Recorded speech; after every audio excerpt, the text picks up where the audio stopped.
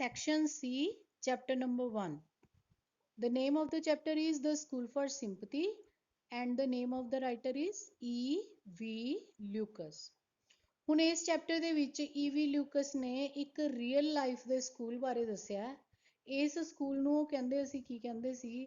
ਇਸ ਸਕੂਲ ਨੂੰ ਅਸੀਂ ਕਹਿੰਦੇ ਸੀ school for sympathy, the school for sympathy. ਇਸ ਸਕੂਲ ਦੀ ਇੱਕ ਖਾਸੀਅਤ ਸੀ। ਖਾਸੀਅਤ ਕੀ ਸੀ? ਕਿ ਇੱਥੇ ਹਮਦਰਦੀ ਸਿਖਾਈ ਜਾਂਦੀ ਸੀ। ਕੀ ਸਿਖਾਈ ਜਾਂਦੀ ਸੀ? ਹਮਦਰਦੀ। ਹੁਣ ਹਮਦਰਦੀ ਕਿਵੇਂ ਸਿਖਾਈ ਜਾ ਸਕਦੀ ਹੈ? ਉਹਦੇ ਲਈ ਕੀ ਢੰਗ ਤਰੀਕੇ ਹੋ ਸਕਦੇ ਆ? ਉਹਦੇ ਬਾਰੇ ਈਵੀ ਲਿਊਕਸ ਨੇ ਇਹ ਚੈਪਟਰ ਲਿਖਿਆ ਔਰ ਇਸ ਦੇ ਵਿੱਚ ਸਪੈਸ਼ਲ ਤੌਰ ਤੇ ਉਹਨਾਂ ਨੇ ਮੈਂਸ਼ਨ ਕੀਤਾ ਕਿ ਕੌਣ ਇਸ ਸਕੂਲ ਨੂੰ ਚਲਾ ਰਿਹਾ ਸੀ। First of all the writer, he is mister E V Lucas. ਜਿਨ੍ਹਾਂ ਦੀ ਤੁਸੀਂ ਤਸਵੀਰ ਦੇਖ ਰਹੇ ਹੋ ਇਹ ਮਿਸਟਰ ਈਵੀ ਲਿਊਕਸ ਨੇ। I have noticed that people who are late are often so much jollier than the people who have to wait for them. ਇਹ ਉਹਨਾਂ ਦੇ ਵਿਚਾਰ ਨੇ, ਮਤਲਬ ਉਹਨਾਂ ਦੀ ਸ਼ਖਸੀਅਤ ਮੈਂ ਤੁਹਾਨੂੰ ਦਿਖਾਉਣ ਦੀ ਕੋਸ਼ਿਸ਼ ਕੀਤੀ ਹੈ ਇਹਨਾਂ ਵਿਚਾਰਾਂ ਦੁਆਰਾ। ਉਹ ਇਹ ਕਹਿੰਦੇ ਨੇ ਕਿ ਜਿਹੜੇ ਲੋਕ ਲੇਟ ਪਹੁੰਚਦੇ ਨੇ ਕਿਸੇ ਜਗ੍ਹਾ ਤੇ ਉਹ ਬੜੇ ਮਜ਼ਾਕੀਆ ਹੁੰਦੇ ਨੇ, ਹੱਸਦੇ ਨੇ, ਹਾਸਾ ਠੱਠਾ ਕਰਦੇ ਨੇ, ਕਿਉਂਕਿ ਉਹਨਾਂ ਦੀ ਗਲਤੀ ਹੁੰਦੀ ਹੈ ਨਾ।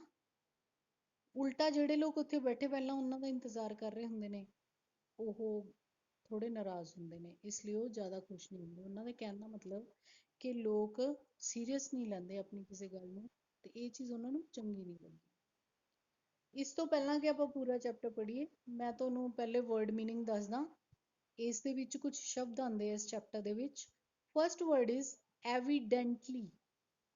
ਐਵੀਡੈਂਟਲੀ ਮੀਨਸ ਕਲੀਅਰਲੀ, ਬਹੁਤ ਹੀ ਸਫਾਈ ਨਾਲ। Number 2, authoritative. It means showing that you expect people to obey and respect. Authoritative ਦਾ ਮਤਲਬ ਜੇ ਪੰਜਾਬੀ ਚ ਮੈਂ ਤੁਹਾਨੂੰ ਦੱਸਾਂ ਤਾਂ ਇਹਦਾ ਮਤਲਬ ਹੁੰਦਾ ਹੈ ਰੋਹਬਦਾਰ। Number 3, scholastic. Scholastic ਸਕੂਲ ਸ਼ਬਦ ਤੋਂ ਬਣਿਆ। ਸਕੂਲ ਨਾਲ ਜੁੜੀ ਕੋਈ ਵੀ ਚੀਜ਼ ਨੂੰ ਆਪਾਂ scholastic ਕਹਿ ਦਿੰਦੇ ਹਾਂ, related to schools, teaching and academics. ਪੜ੍ਹਾਈ, ਕਲਾਸ ਜਾਂ ਸਕੂਲ ਨਾਲ ਜੁੜੀ ਕਿਸੇ ਵੀ ਚੀਜ਼ ਨੂੰ ਅਸੀਂ ਕਹਿ ਦਿੰਦੇ ਹਾਂ scholastic, ਜਿਵੇਂ scholastic activities, scholastic calendar, scholastic syllabus, ਠੀਕ ਹੈ। Next is application. Application means the practical use of something. ਇੱਕ ਤਾਂ application ਹੁੰਦੀ ਹੈ ਅਰਜ਼ੀ ਜਿਹੜੀ ਤੁਸੀਂ ਲਿਖਦੇ ਹੋ, ਉਸ ਤੋਂ ਇਲਾਵਾ application ਦਾ ਇੱਕ ਹੋਰ meaning ਹੁੰਦਾ ਹੈ। ਉਹ meaning ਕੀ ਹੁੰਦਾ ਹੈ ਕਿ ਕਿਸੇ ਚੀਜ਼ ਨੂੰ ਅਪਲਾਈ ਕਰਨਾ, ਕਿਸੇ ਚੀਜ਼ ਨੂੰ ਲਾਗੂ ਕਰਨਾ, ਪ੍ਰੈਕਟੀਕਲੀ ਉਹਨੂੰ ਇਸਤੇਮਾਲ ਕਰਨਾ। Number 5 is discourse. ਡਿਸਕੋਰਸ ਕੀ ਹੁੰਦਾ ਬੇਟਾ? ਸਪੀਚ, ਲੈਕਚਰ, ਭਾਸ਼ਣ। Number 6, instill. Instill means to gradually make somebody feel or think. Instill ਦਾ ਮਤਲਬ ਲਗਾਤਾਰ ਕਿਸੇ ਨੂੰ ਕੁਝ ਮਹਿਸੂਸ ਕਰਾਉਣਾ, ਕਿਸੇ ਚੀਜ਼ ਬਾਰੇ sensitize ਕਰਨਾ ਲੋਕਾਂ ਨੂੰ। Execution, the act of doing a piece of work. ਇਹਦਾ ਮਤਲਬ ਹੁੰਦਾ ਲਾਗੂ ਕਰਨਾ ਕਿਸੇ ਚੀਜ਼ ਨੂੰ। Perplexes, puzzles. ਕੋਈ ਵੀ ਚੀਜ਼ ਜਿਹੜੀ ਸਾਨੂੰ ਉਲਝਾ ਦਿੰਦੀ ਹੈ, ਸਾਡਾ ਦਿਮਾਗ ਉਲਝ ਜਾਂਦਾ, ਸਾਨੂੰ ਕੁਝ ਸਮਝ ਨਹੀਂ ਆਉਂਦਾ, ਅਸੀਂ ਪਜ਼ਲ ਹੋ ਜਾਂਦੇ ਹਾਂ, ਤਾਂ ਆਪਾਂ ਕਹਿੰਦੇ ਹਾਂ ਕਿ ਮੈਂ ਤਾਂ ਪਰਪਲੈਕਸਡ ਹੋ ਗਿਆ। ਪਲਾਈਟ, ਡਿਫਿਕਲਟ ਕੰਡੀਸ਼ਨ। ਪਲਾਈਟ ਮਤਲਬ ਬਹੁਤ ਔਖੀ ਸਥਿਤੀ, ਜਿਵੇਂ ਅੱਜ ਕੱਲ੍ਹ ਤੁਸੀਂ ਦੇਖ ਰਹੇ ਹੋ ਕਰੋਨਾ ਕਰਕੇ ਕੀ ਚੱਲ ਰਿਹਾ? ਪਲਾਈਟ, ਡਿਫਿਕਲਟ ਕੰਡੀਸ਼ਨ ਹੋਈ ਪਈ ਹੈ। ਨੰਬਰ 10, ਇਨ ਅ ਨਟਸ਼ੈਲ, ਐਜ਼ ਬਰੀਫ ਐਜ਼ ਪੋਸੀਬਲ। ਇਨ ਅ ਨਟਸ਼ੈਲ ਦਾ ਮਤਲਬ ਜਿੰਨੇ ਥੋੜੇ ਸ਼ਬਦਾਂ 'ਚ ਤੁਸੀਂ ਗੱਲ ਕਰ ਸਕੋ ਓਨੀ। ਪ੍ਰਾਈਵੇਸ਼ਨ ਮੀਨਸ ਲਾਸ, ਐਬਸੈਂਸ, ਬੀਇੰਗ ਡਿਪਰਾਈਵਡ। ਇਹਦਾ ਮਤਲਬ ਹੈ ਜਦੋਂ ਕਿਸੇ ਚੀਜ਼ ਦੀ ਕਮੀ ਹੋ ਜਾਂਦੀ ਹੈ, ਕੋਈ ਚੀਜ਼ ਖੋ ਜਾਂਦੀ ਹੈ। Affliction means pain and suffering or something that causes it. Affliction मतलब दुख दर्द। Apparent, clearly understood. बिल्कुल साफ-साफ ਜਦੋਂ ਸਾਨੂੰ ਗੱਲ ਸਮਝ ਆ ਜਾਂਦੀ ਹੈ apparent। Ghastly, ghastly ਸ਼ਬਦ ਬਣਿਆ ghost ਤੋਂ। ghost ਮਤਲਬ ਭੂਤ, ghastly ਮਤਲਬ ਭੂਤੀਆ। ਇੰਗਲਿਸ਼ ਚ ਨੂੰ ਆਪਾਂ ਕੀ ਕਹਿੰਦੇ ਹਾਂ? horrible, ਡਰਾਵਨਾ। Number 15, dodging. Dodging ਹੁੰਦਾ ਹੈ moving quickly and suddenly to one side in order to avoid something. Dodging means ਮੰਨ ਲਓ ਮੈਂ ਤੁਰੀ ਜਾਂਦੀ ਹਾਂ, ਮੇਰੇ ਅੱਗੇ ਕੁਛ ਆ ਗਿਆ, ਮੈਂ ਫਟਾਫਟ ਅੜਕ ਕੇ ਜੇ ਇੱਕ ਪਾਸੇ ਜੇ ਨੂੰ ਹੋ ਜਾ, ਵੀ ਮੈਂ ਉਸ ਚੀਜ਼ ਤੋਂ ਬਚਣ ਦੀ ਕੋਸ਼ਿਸ਼ ਕਰਨ ਲੱਗ ਜਾ, ਉਸ ਨੂੰ ਆਪਾਂ ਕੀ ਕਹਿ ਦਿੰਦੇ ਹਾਂ? Dodging. Notion. Notion means an idea. ਇੱਕ ਖਿਆਲ, ਇੱਕ ਵਿਚਾਰ। Woe means sorrow or trouble, ਦੁੱਖ ਜਾਂ ਤਕਲੀਫ। ਹੁਣ ਬਰੀਫ ਸਮਰੀ ਇਸ ਚੈਪਟਰ ਦੀ ਕੀ ਕਹਿੰਦੀ ਹੈ? ਸਭ ਤੋਂ ਪਹਿਲੀ ਗੱਲ ਇਹ ਚੈਪਟਰ ਫਸਟ ਪਰਸਨ ਨਰੇਟਿਵ ਹੈ। ਫਸਟ ਪਰਸਨ ਨਰੇਟਿਵ ਦਾ ਮਤਲਬ ਕੀ ਹੈ? ਇਸ ਚੈਪਟਰ ਦੇ ਵਿੱਚ ਜਿਹੜੇ ਸਾਡੇ ਰਾਈਟਰ ਹੈ ਉਹ ਆਈ ਸ਼ਬਦ ਦਾ ਇਸਤੇਮਾਲ ਕਰਦੇ ਨੇ। ਪੂਰਾ ਚੈਪਟਰ ਆਈ, ਮੈਂ ਗਿਆ ਮਿਸ ਬੀਮ ਦੇ school, I went to Miss Beam school, I have heard a great deal about her. ਤੋ ਜੋ ਜਿਹੜੇ ਚੈਪਟਰ ਦੇ ਵਿੱਚ ਕੋਈ ਮੈਂ ਕਹਿ ਕੇ ਗੱਲ ਕਰ ਰਿਹਾ ਹੋਵੇ ਉਹਨੂੰ ਆਪਾਂ ਕੀ ਕਹਿ ਦਿੰਦੇ ਆ? ਉਹਨੂੰ ਆਪਾਂ ਕਹਿ ਦਿੰਦੇ ਆ ਫਸਟ ਪਰਸਨ ਨਰੇਟਿਵ।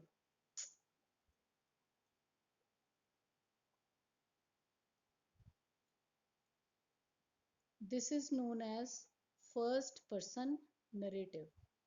ਸੋ ਪਹਿਲੀ ਚੀਜ਼ ਇਸ ਚੈਪਟਰ ਦੇ ਵਿੱਚ ਤੁਹਾਨੂੰ ਰਾਈਟਰ ਕੀ ਗੱਲ ਕਰਦਾ ਮਿਲੂਗਾ?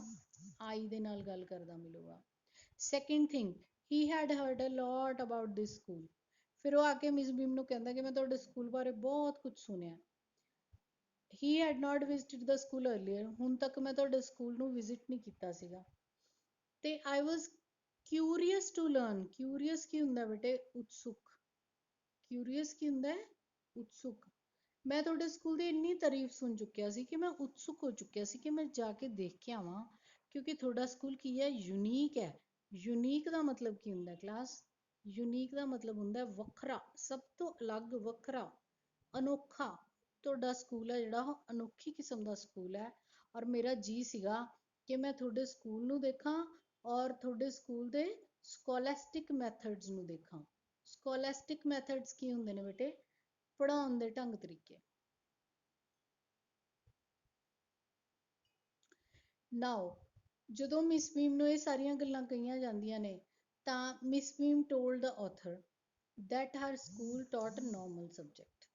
ਪਹਿਲੀ ਗੱਲ ਮਿਸ ਬੀਮ ਦੱਸਦੇ ਨੇ ਕਿ ਮੇਰੇ ਸਕੂਲ 'ਚ ਤਾਂ ਆਮ ਸਬਜੈਕਟ ਹੀ ਪੜ੍ਹਾਏ ਜਾਂਦੇ ਆ। ਉਸ ਤੋਂ ਬਾਅਦ ਜਿਹੜੀਆਂ ਲਾਈਨਸ ਨੇ ਬੇਟੇ ਆ ਮੋਸਟ ਇੰਪੋਰਟੈਂਟ ਨੇ। The real aim of her school was to make the students thoughtful, kind, sympathetic, helpful citizens. ਸੋ ਕੀ ਕਹਿੰਦੀ ਹੈ ਮਿਸ ਬੀਮ ਕਿ ਮਿਸ ਬੀਮ ਕੌਣ ਹੈ? ਉੱਥੋਂ ਦੀ ਪ੍ਰਿੰਸੀਪਲ ਹੈ ਬੇਟੇ ਜਿਹੜੀ ਸਕੂਲ ਚਲਾ ਰਹੀ ਹੈ। ਤਾਂ ਉਹ ਕਹਿੰਦੀ ਕਿ ਮੇਰੇ ਸਕੂਲ ਦਾ ਇੱਕ ਏਮ ਹੈ। ਏਮ ਕੀ ਹੈ? ਕਿ ਮੇਰੇ ਸਕੂਲ ਦਾ ਹਰ ਇੱਕ ਸਟੂਡੈਂਟ ਥਾਟਫੁਲ ਹੋਵੇ। ਥਾਟਫੁਲ ਮਤਲਬ ਵਿਚਾਰਸ਼ੀਲ ਹੋਵੇ। ਕਾਇੰਡ ਹੋਵੇ, ਕਾਇੰਡ ਮਤਲਬ ਦਿਆਲੂ। ਸਿੰਪਥੈਟਿਕ ਮਤਲਬ ਦੂਸਰਿਆਂ ਦੇ ਨਾਲ ਹਮਦਰਦੀ ਰੱਖਣ ਵਾਲਾ। ਹੈਲਪਫੁਲ ਮਤਲਬ ਮਦਦ ਕਰਨ ਵਾਲਾ। ਤਾਂ ਮੈਂ ਚਾਹੁੰਦੀ ਹਾਂ ਕਿ ਮੇਰੇ ਬੱਚੇ ਅਜਿਹੇ ਨਾਗਰਿਕ ਬਣਨ ਜਿਹੜੇ ਬਹੁਤ ਹੀ ਸਮਝਦਾਰ ਨੇ, ਜਿਹੜੇ ਦਿਆਲੂ ਹੋਣ, ਦੂਜਿਆਂ ਦਾ ਦੁੱਖ ਦਰਦ ਸਮਝਦੇ ਹੋਣ। So she made sure that every child had to observe one blind day, one lame day, one deaf day, one dumb day, and to understand to the sufferings of others. ਤਾਂ ਉਹ ਕਹਿੰਦੀ ਕਿ ਮਿਸਫੋਰਚੂਨ ਹੈ ਜਿਹੜੀ ਲੋਕਾਂ ਦੀ, ਬਦਕਿਸਮਤੀ ਹੈ ਜਿਹੜੀ ਲੋਕਾਂ ਦੀ, ਉਸ ਬਦਕਿਸਮਤੀ ਦਾ ਅਹਿਸਾਸ ਬੱਚਿਆਂ ਨੂੰ ਕਰਾਉਣ ਲਈ ਮੈਂ ਇਹਨਾਂ ਬੱਚਿਆਂ ਨੂੰ ਕੀ ਕਰਦੀ ਹਾਂ? ਮੈਂ ਇਹਨਾਂ ਬੱਚਿਆਂ ਨੂੰ ਇੱਕ ਗੱਲ ਜ਼ਰੂਰ ਕਹਿੰਦੀ ਹਾਂ ਕਿ ਤੁਹਾਡਾ ਇੱਕ ਬਲਾਈਂਡ ਡੇ ਹੋਣਾ ਚਾਹੀਦਾ, ਇੱਕ ਦਿਨ ਤੁਸੀਂ ਅੰਨੇ ਵਾਂਗੂ ਬਿਤਾਓ, ਇੱਕ ਲੇਮ ਡੇ, ਇੱਕ ਦਿਨ ਲੰਗੜੇ ਵਾਂਗੂ ਬਿਤਾਓ, ਇੱਕ ਡੈਫ ਡੇ, ਕੋਈ ਤੁਹਾਡੇ ਨਾਲ ਬੋਲ ਕੇ ਗੱਲ ਨਹੀਂ ਕਰੂ, ਸਿਰਫ ਇਸ਼ਾਰਿਆਂ 'ਚ ਕਰੂਗਾ, ਇੱਕ ਡਮ ਡੇ, ਉਸ ਦਿਨ ਤੁਸੀਂ ਨਹੀਂ ਬੋਲੋਗੇ ਤੇ ਤੁਸੀਂ ਇਸ਼ਾਰਿਆਂ 'ਚ ਗੱਲ ਕਰੋਗੇ, ਇੱਕ ਮੇਮ ਡੇ ਮਤਲਬ ਜਿਵੇਂ ਜਿਹਦਾ ਇੱਕ ਹੱਥ ਟੁੱਟਿਆ ਹੋਵੇ, ਯਾਨੀ ਕਿ ਇੱਕ ਬਾਂਹ ਹੀ ਮਿਲੂ ਤੁਹਾਨੂੰ, ਇੱਕ ਬੰਨ ਦਾਂਗੇ ਅਸੀਂ। ਸੋ ਇਸ ਤਰ੍ਹਾਂ ਉਹ ਹਰ ਬੱਚੇ ਨੂੰ ਇਸ ਤਰ੍ਹਾਂ ਦਾ ਦਿਨ ਜੀਣ ਲਈ ਕਹਿੰਦੇ ਸੀ। ਕਿਉਂ ਕਹਿੰਦੇ ਸੀ? ਤਾਂ ਕਿ ਇਨਸਾਨ ਨੂੰ ਦੂਸਰਿਆਂ ਦੀ ਮਿਸਫੋਰਚੂਨ ਦਾ ਅਹਿਸਾਸ ਹੋਵੇ ਕਿ ਦੂਜਿਆਂ ਨੂੰ ਕਿੰਨੀ ਤਕਲੀਫ ਹੁੰਦੀ ਹੈ। ਸੋ ਮਿਸ ਬੀਮ ਨੇ ਅੱਗੇ ਫਿਰ ਨਰੇਟਰ ਨੂੰ ਦੱਸਿਆ। Miss Beam told the narrator to look out of the window and tell her what he could see. ਕਹਿੰਦੀ ਖਿੜਕੀ ਚੋਂ ਬਾਹਰ ਦੇਖਿਓ ਤੇ ਦੇਖਿਓ ਕੀ ਦਿਖ ਰਿਹਾ ਤੁਹਾਨੂੰ। ਦ ਨਰੇਟਰ ਸੌ and told miss beam that children ਵਰ ਹੈਪੀਲੀ ਪਲੇਇੰਗ। ਖਿੜਕੀ ਤੋਂ ਬਾਹਰ ਲੇਖਕ ਕੀ ਦੇਖਦਾ ਹੈ? ਬੱਚੇ ਬਹੁਤ ਖੁਸ਼ੀ-ਖੁਸ਼ੀ ਖੇਡ ਰਹੇ ਸਨ। ਕਿੱਥੇ ਖੇਡ ਰਹੇ ਸਨ? ਇਨ ਦ ਗਾਰਡਨ, ਬਾਗ ਦੇ ਵਿੱਚ। ਬਾਗ ਕਿੱਥੇ ਸੀ? ਸਕੂਲ ਦੇ ਵਿੱਚ ਇੱਕ ਬਹੁਤ ਅੱਛਾ ਲੌਨ ਬਣਿਆ ਸੀ, ਗਾਰਡਨ ਬਣਿਆ ਹੋਇਆ ਸੀ, ਉਹਦੇ ਵਿੱਚ ਬੱਚੇ ਖੇਡ ਰਹੇ ਸੀ। But he was sorry to ਸੀ।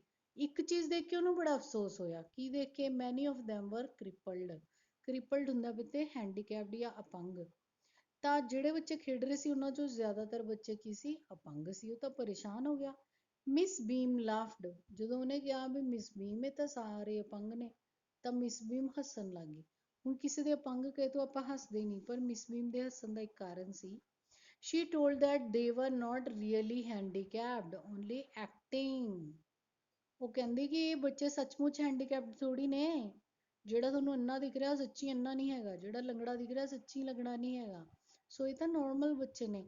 ਹਾਂ ਇਹ ਇੱਕ ਇੱਕ ਦਿਨ ਅੰਨਾ, ਲੰਗੜਾ, ਗੂੰਗਾ, ਬਹਿਰਾ, ਬੋਲਾ ਜਾਂ ਇੱਕ ਬਾਂਹ ਨਾਲ ਬਿਤਾਉਂਦੇ ਨੇ, ਤਾਂ ਕਿ ਇਹਨਾਂ ਨੂੰ ਦੂਸਰਿਆਂ ਦੀ ਲਾਈਫ ਦੇ ਵਿੱਚ ਜੋ ਕਮੀ ਹੈ ਉਹਦਾ ਅਹਿਸਾਸ ਹੋ ਸਕੇ ਤੇ ਬਿਹਤਰ ਸਮਝ ਸਕਣ ਉਹਨਾਂ ਨੂੰ। ਤਾਂ ਅੱਗੇ ਮਿਸ ਬੀਮ ਦੱਸਦੇ ਨੇ, ਕੀ ਦੱਸਦੇ ਨੇ, Shri told that this was the unique style of the teaching. ਇਸੇ ਲਈ ਤੁਸੀਂ ਮੇਰੇ ਸਕੂਲ ਦਾ ਨਾਮ ਸੁਣਿਆ, ਇਹੀ ਸਾਡਾ ਸਟਾਈਲ ਯੂਨੀਕ ਹੈ, ਕਿਉਂਕਿ ਮੇਰੇ ਸਕੂਲ ਦੇ ਵਿੱਚ ਜੋ ਕਰਵਾਇਆ ਜਾਂਦਾ ਉਹ ਕਿਸੇ ਹੋਰ ਸਕੂਲ 'ਚ ਨਹੀਂ ਕਰਾਇਆ ਜਾਂਦਾ। Every student had to observe a blind day, a deaf day, dumb day, lame day। ਹਰ ਇੱਕ ਬੱਚੇ ਨੂੰ ਇੱਕ ਦਿਨ ਬਲਾਈਂਡ ਦੇ ਤੌਰ ਤੇ ਬਿਤਾਉਣਾ ਪੈਂਦਾ ਅੰਨਾ, ਇੱਕ ਦਿਨ ਡੈਫ ਬੋਲਾ, ਇੱਕ ਦਿਨ ਡੰਮ ਗੂੰਗਾ, ਇੱਕ ਦਿਨ ਲੇਮ ਲੰਗੜਾ, ਤਾਂ ਕਿ ਉਹ ਦੂਸਰਿਆਂ ਨੂੰ ਮਦਦ ਕਰ ਸਕੇ। ਹੁਣ ਇਸ ਤਰ੍ਹਾਂ ਸਿੱਖਿਆ ਕਿਹਨੂੰ ਕਿਹਨੂੰ ਮਿਲਦੀ ਹੈ? ਮੰਨ ਲਓ ਮੈਂ ਅੰਨੀ ਬਣ ਗਈ, ਜ਼ੀਆ ਮੈਮ ਮੈਨੂੰ ਰਸਤਾ ਦਿਖਾ ਰਹੇ ਨੇ, ਤਾਂ ਇਹਦੇ 'ਚ ਸਿੱਖਿਆ ਕਿਹਨੂੰ ਮਿਲੂਗੀ? ਐਜੂਕੇਟਿਵ ਟੂ ਬੋਥ, ਦੋਵਾਂ ਨੂੰ ਸਿੱਖਿਆ ਮਿਲੂ, ਮੈਨੂੰ ਵੀ ਸਿੱਖਿਆ ਮਿਲੂ, ਜ਼ੀਆ ਮੈਮ ਨੂੰ ਵੀ। ਮੈਨੂੰ ਜ਼ਿਆਦਾ ਸਿੱਖਿਆ ਮਿਲੂ ਕਿਉਂਕਿ ਮੈਂ ਖੁਦ ਅੰਨੀ ਬਣੀ ਆ, ਮੈਨੂੰ ਪਤਾ ਲੱਗੂਗਾ ਵੀ ਇੱਕ ਅੰਨੇ ਦੀ ਤਕਲੀਫ ਦਾ ਕੀ ਅਹਿਸਾਸ ਹੁੰਦਾ। ਜ਼ੀਆ ਮੈਮ ਨੂੰ ਕੀ ਪਤਾ ਲੱਗੂਗਾ ਕਿ ਇੱਕ ਅੰਨਾ ਕੀ ਮਦਦ ਮੰਗਦਾ ਹੈ, ਇੱਕ ਅੰਨੇ ਦੀ ਮਦਦ ਕਿਵੇਂ ਕੀਤੀ ਜਾਂਦੀ ਹੈ, ਉਹਨੂੰ ਕਿਹੜੀ ਕਿਹੜੀ ਚੀਜ਼ ਦੀ ਲੋੜ ਪੈਂਦੀ ਹੈ, ਉਹਨੂੰ ਕਿਵੇਂ ਸਹਾਰਾ ਦੇਣਾ ਪੈਂਦਾ ਹੈ। ਸੋ ਇਹ ਗੱਲਾਂ ਉਹ ਸਿੱਖ ਜਾਣਗੇ, ਤਾਂ ਅਸੀਂ ਦੋਨੋਂ ਹੀ ਕੁਛ ਨਾ ਕੁਛ ਸਿੱਖਾਂਗੇ ਇਸ ਸਥਿਤੀ ਤੋਂ। ਇਸ ਲਈ ਜੇ ਤੁਹਾਨੂੰ ਪੁੱਛਿਆ ਜਾਵੇ ਕਿ to whom is this day educative, this day is educative to both the actor as well as the helper। ਜਿਹੜਾ ਬੱਚਾ ਇੱਕ ਬਲਾਈਂਡ ਬਣਿਆ ਹੋਇਆ ਨਕਲੀ, ਉਹ ਵੀ ਬਹੁਤ ਕੁਝ ਸਿੱਖਦਾ ਹੈ, ਜਿਹੜੇ ਉਹਨੂੰ ਸੇਧ ਦਿੰਦੇ ਨੇ ਉਹਦੇ ਗਾਈਡ ਨੇ ਉਹ ਵੀ ਬਹੁਤ ਕੁਝ ਸਿੱਖਦੇ ਨੇ। they understand the misfortune of others in better way। ਤਾਂ ਇਸ ਤਰੀਕੇ ਨਾਲ ਉਹਨਾਂ ਨੂੰ ਦੂਸਰਿਆਂ ਦਾ ਮਿਸਫੋਰਚੂਨ, ਫੋਰਚੂਨ ਕੀ ਹੁੰਦਾ ਬੇਟੇ? ਖੁਸ਼ਨਸੀਬੀ। ਫੋਰਚੂਨ ਹੁੰਦਾ ਨਸੀਬ ਤੇ ਮਿਸਫੋਰਚੂਨ ਕੀ ਹੁੰਦਾ? ਬਦਨਸੀਬੀ। ਤਾਂ ਬਦਨਸੀਬੀ ਹੈ ਜਿਹੜੀ ਉਹ ਦੂਜਿਆਂ ਦੀ ਸਾਨੂੰ ਪਤਾ ਲੱਗਦੀ ਹੈ, ਜਿਨ੍ਹਾਂ ਕੋਲ ਲੱਤ ਨਹੀਂ ਹੈਗੀ, ਬਾਂਹ ਨਹੀਂ ਹੈਗੀ, ਅੱਖਾਂ ਨਹੀਂ ਹੈ। ਹੁਣ ਲੇਖਕ ਕੀ ਕਰਦਾ? ਲੇਖਕ ਇੱਕ ਕੁੜੀ ਕੋਲ ਚਲਾ ਜਾਂਦਾ, ਉਹ ਕੁੜੀ ਬਣੀ ਹੋਈ ਆ ਬਲਾਈਂਡ, ਤਾਂ ਲੇਖਕ ਉਹਨੂੰ ਜਾ ਕੇ ਪੁੱਛਦਾ ਹੈ ਕਿ ਮੋਸਟ ਡਿਫੀਕਲਟ ਡੇ ਕਿਹੜਾ ਹੈ? ਕੁੜੀ ਕਹਿੰਦੀ the blind day was the most difficult for all. ਇਹ ਗੱਲ ਉਸ ਬੱਚੀ ਨੇ ਜਵਾਬ ਦਿੱਤਾ ਉਹਨੂੰ ਕਿ ਅਸੀਂ ਬੱਚੇ ਜਿੱਦਣ ਲੱਤ ਬੰਨਦੇ ਅਸੀਂ ਤਾਂ ਲੰਗੜੀ ਲੱਤ ਖੇਡੀ ਜਾਂਦੇ ਹਾਂ, ਸਾਡੇ ਲਈ ਤਾਂ ਖੇਡ ਬਣ ਜਾਂਦੀ ਹੈ। ਜਿੱਦਣ ਅਸੀਂ ਗੂੰਗੇ ਬਹਿਰੇ ਹੁੰਦੇ ਹਾਂ, ਇਸ਼ਾਰੇ ਕਰੀ ਜਾਂਦੇ ਹਾਂ, ਉਦਣ ਵੀ ਮੈਨੂੰ ਵਧੀਆ ਲੱਗਦਾ ਹੈ। ਤਾਂ ਉਹ ਕਹਿੰਦੀ ਕਿ ਮੇਰਾ ਸਿਰਫ ਇੱਕੋ ਹੀ ਦਿਨ ਸਿਰ ਦੁਖਣ ਲੱਗ ਜਾਂਦਾ, ਕਿਸ ਦਿਨ? ਜਿਸ ਦਿਨ ਮੈਂ ਬਲਾਈਂਡ ਬਣਦੀ ਹਾਂ। she told that she had headache, ਮੇਰਾ ਸਿਰ ਦੁਖਣ ਲੱਗ ਜਾਂਦਾ by dodging things that were not there। ਮੈਨੂੰ ਬਾਰ-ਬਾਰ ਲੱਗਦਾ ਮੈਂ ਅੜਕ ਜੂੰਗੀ, ਮੈਂ ਸਾਈਡ ਤੇ ਹੁੰਨੀ ਆ, ਜਦੋਂ ਕਿ ਉੱਥੇ ਕੁਝ ਹੁੰਦਾ ਹੀ ਨਹੀਂ। ਮੈਨੂੰ ਐਂ ਲੱਗਦਾ ਮੈਂ ਇੱਧਰ ਅੜਕ ਜੂ, ਉੱਧਰ ਅੜਕ ਜੂ, ਮੈਂ ਸਾਈਡ ਤੇ ਹੋ ਕੇ ਚੱਲਦੀ ਹਾਂ, ਉੱਥੇ ਕੁਝ ਹੁੰਦਾ ਹੀ ਨਹੀਂ। she was afraid of any hurt, ਮੈਨੂੰ ਇਹ ਵੀ ਡਰ ਲੱਗਦਾ ਮੇਰੇ ਸੱਟ ਨਾ ਵੱਜੇ। ਹਰਟ ਕੀ ਹੁੰਦੀ ਹੈ? ਸੱਟ। ਬੇਟੇ HURT ਇਹਨੂੰ ਕੀ ਬੋਲਦੇ ਆ? ਹਰਟ। ਟ, ਰ ਬੋਲਣਾ ਹੀ ਨਹੀਂ। her guides were kind to her but she could understand the pain of blind people better now। ਉਹ ਕਹਿੰਦੀ ਮੇਰੇ ਗਾਈਡਸ ਨੇ, ਜਿਹੜੇ ਗਾਈਡਸ ਕੌਣ ਬੇਟੇ? ਜਿਹੜੇ ਉਹਨੂੰ ਰਸਤਾ ਦਿਖਾਉਂਦੇ ਆ। ਹਾਲਾਂਕਿ ਬੱਚੇ ਜਿਹੜੇ ਮੈਨੂੰ ਰਸਤਾ ਦਿਖਾ ਰਹੇ ਆ ਉਹ ਬੜੇ ਦਿਆਲੂ ਨੇ, ਬੜੇ ਕਾਇੰਡ ਨੇ, ਲੇਕਿਨ ਮੈਂ ਇੱਕ ਅੰਨੇ ਦੀ ਤਕਲੀਫ ਨੂੰ ਬਹੁਤ ਚੰਗੀ ਤਰ੍ਹਾਂ ਸਮਝ ਗਈ। The narrator was amazed to see that wonderful school and said Miss Beam that she is an asset to society। ਸੋ ਲੇਖਕ ਅਜਿਹਾ ਸਕੂਲ ਦੇਖ ਕੇ ਖੁਸ਼ ਹੋ ਗਿਆ ਤੇ ਉਹਨੇ ਮਿਸ ਬੀਮ ਨੂੰ ਕਿਹਾ ਕਿ ਤੁਸੀਂ ਤਾਂ ਇਸ ਸਮਾਜ ਦਾ ਇੱਕ ਕੀਮਤੀ ਸਰਮਾਇਆ ਹੋ। ਨਾਓ ਬੇਟੇ ਕੁਐਸਚਨ ਆਨਸਰਸ। ਕੁਐਸਚਨ ਆਨਸਰਸ ਲਈ ਮੈਂ ਤੁਹਾਨੂੰ ਪਹਿਲੇ ਵੀ ਵੀਡੀਓ ਪਾਈ ਹੋਈ ਹੈ, ਆਪਣਾ ਟਾਈਮ ਵੀ ਅਪ ਹੋਈ ਜਾਂਦਾ, ਸੋ ਇੱਕ ਆਪਾਂ ਨਿਗਾਹ ਮਾਰ ਲਾਂਗੇ। ਤੁਸੀਂ ਇਹਨਾਂ ਕੁਐਸਚਨ ਆਨਸਰਸ ਨੂੰ ਕਾਪੀ ਤੇ ਲਿਖਣਾ, ਯਾਦ ਕਰਨਾ। ਪਲੰਪ ਫਿਗਰ ਕੀ ਹੁੰਦੀ ਹੈ? ਪਲੰਪ ਫਿਗਰ ਹੁੰਦੀ ਹੈ ਜਿਵੇਂ ਭਾਰਾ ਸਰੀਰ ਹੋਵੇ ਜਿਹਦਾ, ਜਿਵੇਂ ਮੈਂ ਆ, ਠੀਕ ਹੈ, ਉਸਨੂੰ ਆਪਾਂ ਕਹਿ ਦਿੰਦੇ ਆ ਪਲੰਪ ਫਿਗਰ। ਇਹ ਪਲੰਪ ਫਿਗਰ ਕੌਣ ਹੈ? Miss Beam. ਲੇਖਕ ਮਿਸ ਬੀਮ ਬਾਰੇ ਕੀ ਦੱਸਦਾ ਕਿ ਉਹ ਕਿਹੋ ਜਿਹੀ ਹੈ? ਮਿਡਲ ਏਜਡ, ਅਧਖੜ ਉਮਰ ਦੀ ਹੈ। ਮਿਡਲ ਏਜਡ ਕਿਹੜੇ ਹੁੰਦੇ ਨੇ? ਜਿਵੇਂ ਮੈਂ ਆ, 45 ਸਾਲ। ਕਾਇੰਡ, ਕਾਇੰਡ ਮਤਲਬ ਦਿਆਲੂ। ਅਥੋਰੀਟੇਟਿਵ, ਅਥੋਰੀਟੇਟਿਵ ਮਤਲਬ ਜਿਹੜੇ ਲੋਕ ਰੋਹਬਦਾਰ ਹੁੰਦੇ ਨੇ। ਰੋਬਦਾਰ ਦਾ ਮਤਲਬ ਇਹ ਨਹੀਂ ਕਿ ਕੁੱਟਦੀ ਸੀ ਜਵਾਕਾਂ ਨੂੰ, ਰੋਬਦਾਰ ਦਾ ਮਤਲਬ ਕਿ ਉਹਦੀ ਸ਼ਖਸੀਅਤ ਦੇਖਣ ਦੇ ਵਿੱਚ ਅਜਿਹੀ ਸੀ। ਅੰਡਰਸਟੈਂਡਿੰਗ, ਉਹ ਤਾਂ ਦੂਜਿਆਂ ਨੂੰ ਸਮਝ ਕੇ ਚੱਲਦੀ ਸੀ। ਤੇ ਪਲੰਪ ਫਿਗਰ ਸੀ, ਦੇਖਣ ਦੇ ਵਿੱਚ ਸਰੀਰ ਭਾਰਾ ਸੀ। ਉਸ ਤੋਂ ਅੱਗੇ ਆਪਾਂ ਨੂੰ ਪੁੱਛਿਆ ਜਾਂਦਾ what was the real aim of Miss Beam's school. Real aim ਸੀ ਜਿਹੜਾ ਮਿਸ ਬੀਮ ਦੇ ਸਕੂਲ ਦਾ, ਉਹ ਕੀ ਸੀ?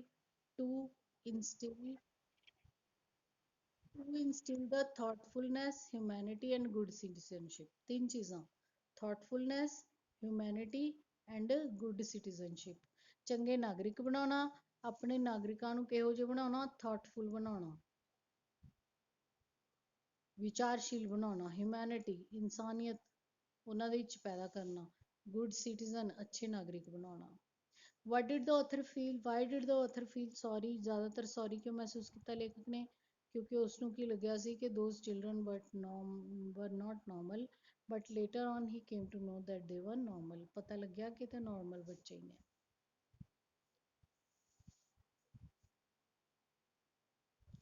Next is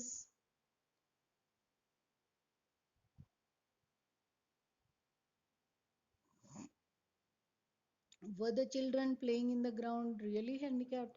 No, they were normal, they were just acting as handicapped। So normal ਬੱਚੇ ਸੀ, ਉਹ ਤਾਂ ਸਿਰਫ acting ਕਰ ਰਹੇ ਸੀ।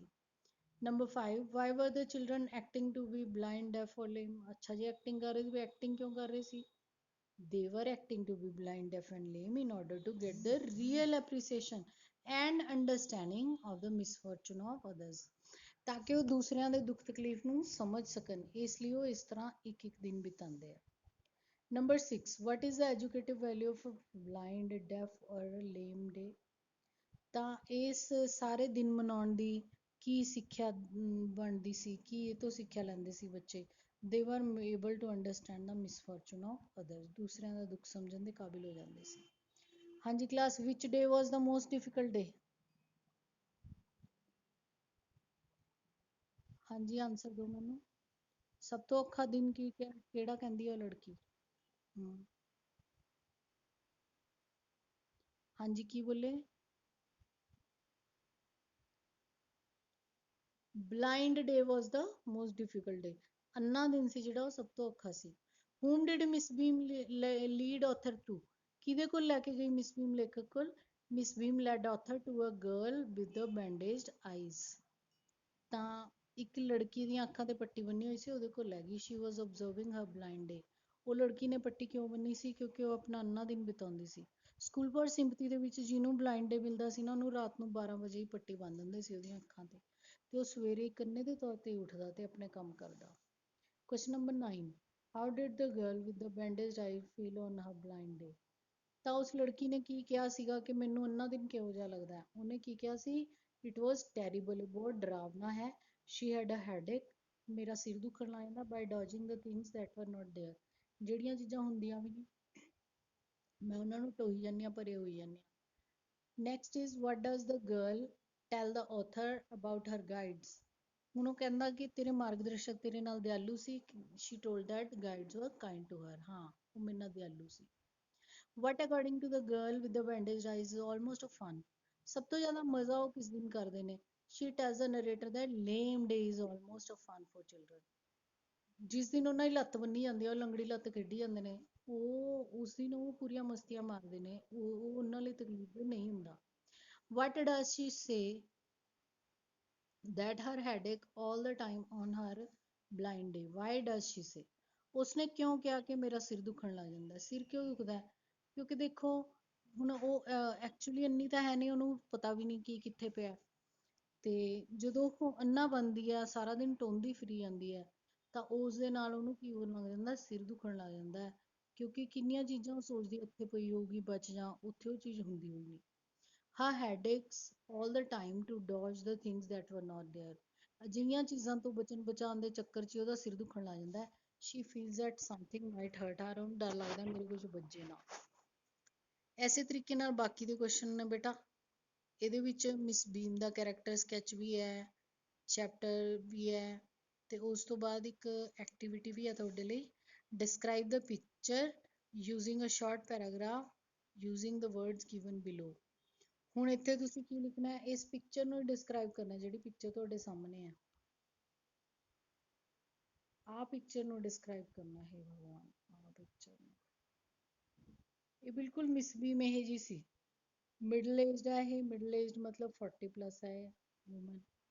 ਦੈਨ ਫੁੱਲ ਆਫ ਅਥਾਰਟੀ, ਰੋਬਦਾਰ ਹੈ। ਕਾइंड ਤੇ ਹੈਲਪਿੰਗ ਹੈ, ਬਹੁਤ ਦਿਆਲੂ ਹੈ। ਅੰਡਰਸਟੈਂਡਿੰਗ ਹੈ, ਗ੍ਰੇ ਹੇਅਰ ਨੇ, ਚਿੱਟੇ ਵਾਲ ਨੇ।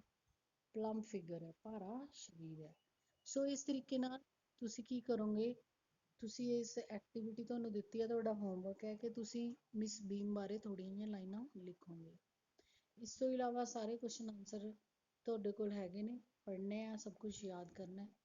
ਆਪਣੇ ਘਰ ਰਹੋ ਬੇਟਾ ਤੇ ਸੋਸ਼ਲ ਡਿਸਟੈਂਸ ਬਣਾ ਕੇ ਰੱਖੋ।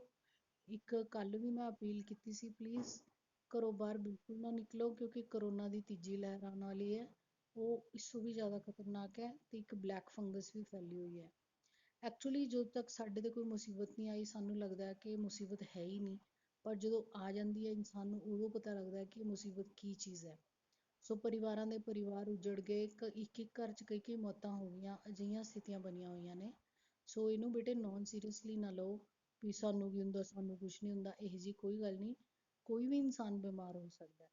ਸੋ ਤੁਸੀਂ ਕੀ ਕਰਨਾ ਹੈ, ਤੁਸੀਂ ਘਰੋਂ ਬਾਹਰ ਨਹੀਂ ਜਾਣਾ। ਮੰਨ ਲਓ ਤੁਹਾਨੂੰ ਜਾਣਾ ਪਿਆ, ਤੁਸੀਂ ਮਾਸਕ ਪਾ ਕੇ ਜਾਓ। ਸੈਨੀਟਾਈਜ਼ਰ, ਛੋਟੀ ਛੋਟੀ ਤੋਂ ਛੋਟੀ ਪੈਕਿੰਗ ਵੀ ਮਿਲ ਜਾਂਦੀ ਹੈ, 10-20 ਰੁਪਏ ਦੀ। ਸੈਨੀਟਾਈਜ਼ਰ ਲੈ ਕੇ ਆਪਣੇ ਨਾਲ ਰੱਖੋ, ਥੋੜੀ ਥੋੜੀ ਦੇਰ ਬਾਅਦ ਹੱਥ ਸੈਨੀਟਾਈਜ਼ ਕਰੋ। ਕਿਸੇ ਵੀ ਚੀਜ਼ ਨੂੰ ਛੂਓ ਨਾ, ਕਿਸੇ ਵੀ ਇਨਸਾਨ ਦੇ ਨੇੜੇ ਨਾ ਜਾਓ। ਦੂਰੀ ਬਣਾ ਕੇ ਰੱਖੋ ਸਾਰੇ ਲੋਕਾਂ ਤੋਂ। ਮੰਨ ਲਓ ਤੁਸੀਂ ਕਿਸੇ ਦੇ ਸੰਪਰਕ ਦੇ ਵਿੱਚ ਆ ਗਏ, ਤਾਂ ਤੁਸੀਂ ਕੀ ਕਰੋਗੇ, ਤੁਸੀਂ ਘਰ ਆ ਕੇ ਕੱਪੜੇ ਉਹਨਾਂ ਨੂੰ ਡਿਟੋਲ 'ਚ ਧੋ ਦੋਗੇ ਤੇ ਆਪ ਨਹਾ ਲਓਗੇ। ਸੋ ਇਸ ਤਰ੍ਹਾਂ ਬੇਟੇ ਤੁਸੀਂ ਆਪਣਾ ਤੇ ਆਪਣੇ ਪਰਿਵਾਰ ਦਾ ਧਿਆਨ ਰੱਖੋ। ਓਵਰ ਕੌਨਫੀਡੈਂਸ ਦੇ ਵਿੱਚ ਇਨਸਾਨ ਜ਼ਿਆਦਾ ਮਰਦਾ ਹੁੰਦਾ ਹੈ। ਸੋ ਆਪਾਂ ਇਹੋ ਜਿਹਾ ਕੋਈ ਓਵਰ ਕੌਨਫੀਡੈਂਸ ਨਹੀਂ ਰੱਖਣਾ ਕਿ ਸਾਨੂੰ ਕੀ ਹੁੰਦਾ, ਉਹ ਇਹ ਤਾਂ ਕੁਝ ਨਹੀਂ ਹੈਗਾ ਕਰੋਨਾ। ਐਵੇਂ ਦੀਆਂ ਗੱਲਾਂ ਨਹੀਂ ਕਰਨੀਆਂ ਹੈਗੀਆਂ, ਕਿਉਂਕਿ ਸੱਚਮੁੱਚ ਜਿਨ੍ਹਾਂ ਦੇ ਘਰਾਂ ਦੇ ਵਿੱਚ ਮੌਤਾਂ ਹੋਈਆਂ ਉਹਨਾਂ ਨੂੰ ਹੀ ਪਤਾ ਕਰੋਨਾ ਕੀ ਹੁੰਦਾ ਹੈ। ਸੋ ਆਪਣਾ ਧਿਆਨ ਰੱਖਣਾ ਤੁਸੀਂ, ਔਰ ਸਾਰੇ ਚੈਪਟਰ ਦੇ ਕੁਐਸਚਨ ਆਨਸਰਸ ਕਰ ਲੈਣੇ ਆ। ਕਿਸੇ ਵੀ ਬੱਚੇ ਨੇ ਕੁਝ ਪੁੱਛਣਾ ਬੇਟੇ, ਚਾਹੇ ਤੁਸੀਂ ਆਪਣੇ WhatsApp ਗਰੁੱਪ 'ਚ ਪੁੱਛ ਲਓ, ਸਕੂਲ ਵਾਲੇ 'ਚ ਮੈਨੂੰ ਫੋਨ ਤੇ ਪੁੱਛ ਲਓ, ਮੈਸੇਜ ਤੇ ਪੁੱਛ ਲਓ। ਕੋਈ ਚੀਜ਼ ਚਾਹੀਦੀ ਹੈ ਬਸ ਇੱਕ ਮੈਸੇਜ ਡ੍ਰੌਪ ਕਰ ਦਿਓ, ਮੈਡਮ ਮੈਨੂੰ ਆਹ ਵਾਲਾ ਚੈਪਟਰ, ਆਹ ਵਾਲੀ ਪੋਇਮ, ਆਹ ਵਾਲਾ ਮਟੀਰੀਅਲ ਦੇ ਦਿਓ, ਤਾਂ ਮੈਂ ਤੁਹਾਨੂੰ ਉਹੀ PDF ਉਹੀ ਮਟੀਰੀਅਲ ਦੇ ਦੂੰਗੀ। ਲੇਕਿਨ ਕੁਝ ਬੱਚੇ ਨਾ ਮਾਈਂਡ ਮੈਪਸ ਮੰਗਦੇ ਆ, ਹਲੇ ਮਾਈਂਡ ਮੈਪਸ ਆਪਾਂ ਸ਼ੁਰੂ ਨਹੀਂ ਕੀਤੇ। ਜਦੋਂ ਆਪਾਂ ਬਣਾਵਾਂਗੇ ਤਾਂ ਮੈਂ ਤੁਹਾਨੂੰ ਸਾਰੇ ਨਾਲ ਨਾਲ ਭੇਜੂੰਗੀ, ਡਿਪਾਰਟਮੈਂਟ ਵਾਲੇ ਵੀ ਭੇਜੂੰਗੀ, ਆਪਾਂ ਖੁਦ ਵੀ ਬਣਾਵਾਂਗੇ। ਸੋ ਹੁਣ ਤੁਹਾਡੇ ਮਨ 'ਚ ਕੋਈ ਸਵਾਲ ਹੈ ਤੁਸੀਂ ਮੈਨੂੰ ਪੁੱਛ ਸਕਦੇ ਹੋ। Thank you.